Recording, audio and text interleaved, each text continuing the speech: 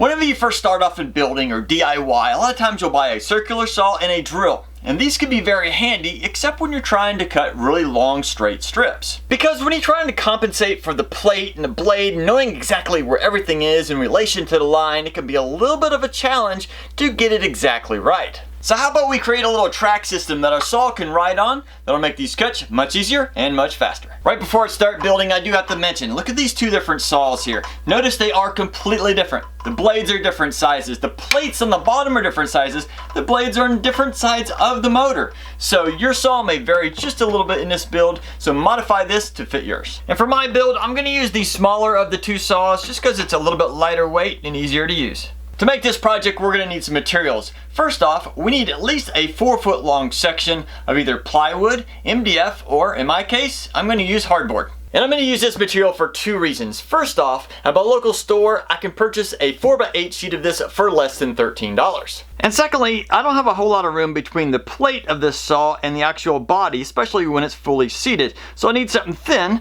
and this should work well. Now during this build, we need to remember one very important thing. The factory edge, your factory cut that is on the edge of our piece, is going to be almost perfectly straight. So we want to make sure we preserve that piece and actually make it the guide that the saw will be running against. So we know that all our future cuts should be almost perfectly straight. To preserve that edge, I'm going to take a measuring tape and move in about 4 inches and make several marks. And then I'm going to use a straight edge. This just happens to be a level. We're going to line that up and use it to do a rough cut so we can preserve as much of that material as possible.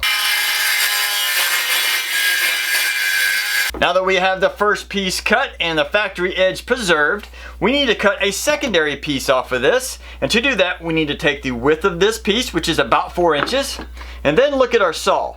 The side edge, the long side edge to the blade on this case is about 4 inches itself. So 4 plus 4 is 8, and I want it to be a little bit wider, so let's go 9 inches on this piece.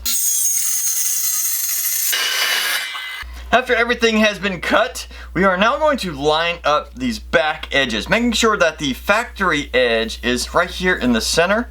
And just kind of get everything lined up with the sides and the back. And then we're going to take a pencil and just do a light mark across the top of our board here. Then we're going to take this top board and flip it off and take some sandpaper and just gently go across the top of this board, making sure to stay on this side of that line.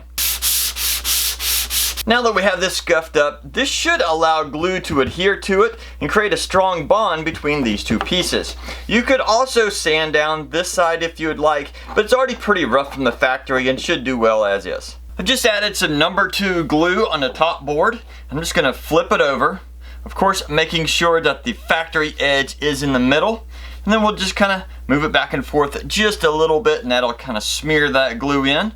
Then we want to make sure that we have everything lined up. Put some weight on this and let it dry. If by chance you get any glue squeeze out along that factory edge, make sure to wipe that off because we want that to be as sharp as possible. While we're waiting for this to dry, we need to figure out the next step. If you've ever looked at the bottom of a track saw, it has some kind of an anti-slip material to keep it from moving around while you're making that cut.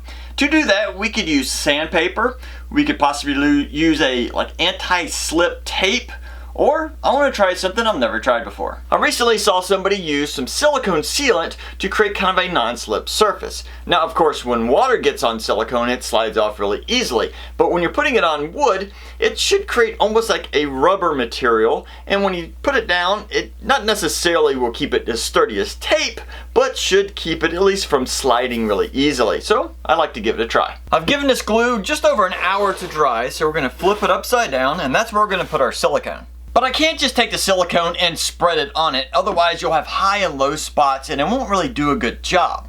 It's better to try and keep it as even as possible, and to do that, I'm going to use some tape.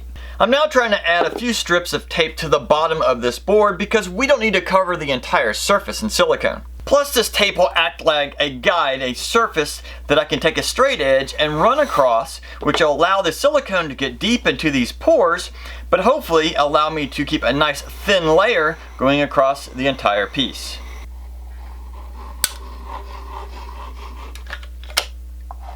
Once you have it fully spread out, then take a straight edge and you want to make one full stroke all the way across without stopping or lifting up so it's as even as possible. Then we're going to slowly remove this tape and give this some time to dry. And it's okay if this isn't perfect. It's going to be on the bottom of the tool and hardly ever be seen. If you decide to use this method, make sure to check out the cure times before purchasing your silicone.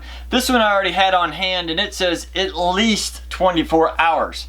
So I have a little bit of time to wait. See if you can find some stuff that cures faster. It has now been almost 48 hours because yesterday when I tested it, it was still slightly tacky. And it still feels a little tacky right now. But I have a feeling that's just part of the quality of the silicone. So let's go on from here. Let's now flip this over and see exactly how tacky that is. Oh wow, that is actually really nice. I'm not sure if you can tell, but it's moving. This mat behind it, it's not sliding across it, it's moving. I'm barely even touching it. So it's now time to trim off some of this excess. I'm not sure if you remember, but we made this a little on the long side because we want to trim it off so we know we have a perfect zero clearance. I have to show you exactly how sticky this is. I'm just going to set these on these mats, just put some slight pressure on it, and then lift up. Watch this again. It sticks it out really well. To get that zero clearance, we're just going to use a saw like we did before, making sure the blade just slightly lower than the actual piece. And we're going to make sure that the plate here rides along that ledge that we created. Remember the factory cut? This little edge here, we're going to make sure this plate rides against that as we make that cut. I also want to note that I'm not clamping down our little track here. It is loose, but I did clamp down the mats here because I don't want it to move at all. Now this may be a little bit hard to see, but if you can look down that edge, it is perfectly straight. Now that we've trimmed this off to be a zero clearance edge, let's put this to the real test. Let me get some wood. I got some plywood. This is a little over a ½ inch thick. We want to judge two things. First off, let's see how easy this is to cut. We're just going to set this little track on the wood and see if it stays in place as we make that cut. And number two, then we'll judge exactly how straight that cut is. For test number one, I have clamped the wood down here in the back so it does not move around. Also, I just took a paper towel and just lightly went over this wood, just removing any surface dust. So let's take this and put it on the wood, right about like so. That, oh, it moved around a little bit there when I picked it up, but if I was to have any kind of surface pressure, that's not moving at all.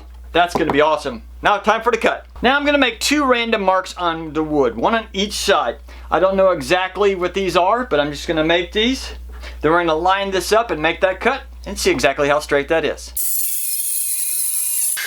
As you can see here, I made the blade just a little bit too short, but I'm going to go ahead and snap this off. As you can see, it's really close right to the edge. So I'm going to measure this top edge since we know that should be flat. This bottom edge, well, of course, the blade wasn't long enough. Now let's move this zero clearance track back. And we're going to use an old school ruler to measure this. Oh, that is perfectly flat. Can you see that? That's awesome. Here's a close-up. See there? That is perfectly straight. In the process of building this and using it, I came across two potential issues and I want to discuss those real quick. First off, what if I accidentally jumped over that ledge and made a bad cut into this? Well, these were inexpensive to make. I have a few dollars in the board, a few dollars in the silicone, and basically just time to let it dry. So it's really simple to make and real inexpensive. Secondly, as I was using it, you'll notice right here, primarily on the ends, it's picked up a bunch of sawdust and other little debris, and I want to see if I can remove that. When it comes to silicone, sometimes you can take a wet cloth or wet paper towel, just have a little bit of water, not much, you don't want this dripping, but just a little bit of water and wipe off the dirt, and it should come off. So let's give that a shot. Alright, here we go. Oh yeah, that's coming off there nicely. Not perfect. And of course, it's not getting every single speck off, but that's taking up the majority of it. And there we go.